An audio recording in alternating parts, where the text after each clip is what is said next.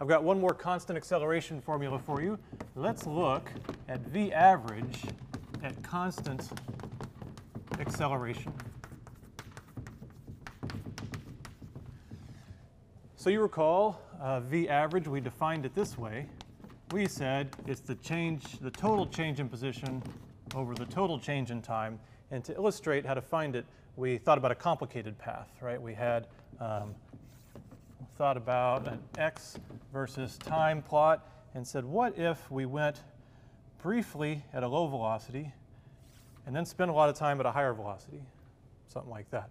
Well, if you were to plot that on a velocity versus time graph, this is good graph practice, it would be a low velocity for a while, just for a little bit, and then it would jump up to a high velocity for a longer time. So we could call these V1 and V2. And what we said was that V average is not just the average of those two, right?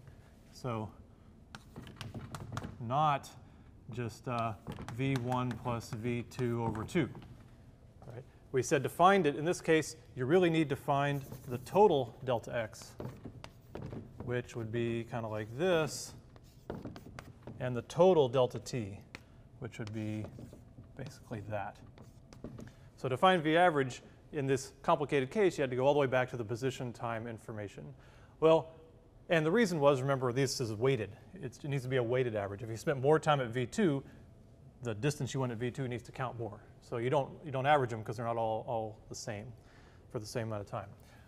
But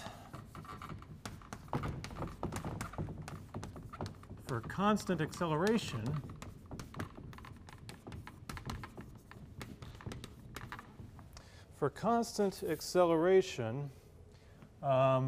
from, let's say, this time I'll give them different subscripts. Usually a problem with acceleration and you're looking at the velocity, you think in terms of v naught, and then you get up to v, or I'll say v final in this case. Right? That's more the terms we use there. In that case, then, let's remember what it would look like. Constant acceleration problem looks something like this. Here's x and here's t. And remember, it kind of goes off like that. And if we plot the velocity versus time, what does it do? That's the case where the velocity just increases. Okay? So if you picked one place to be v naught, I made it look like 0 here, and you pick another place to be v final, in this case, the average velocity is just the average of the initial and final velocities. And mathematically, it's just because every velocity is represented with an equal amount of time in between. So it works out that it is the average. Right? So then, in this case, you can say v average is v naught plus vf over 2. So in a lot of kinematics problems, we usually are at constant acceleration. Anything dropping, anything rolling is at constant acceleration due to gravity. And a lot of times they ask, what's the average velocity for the trip?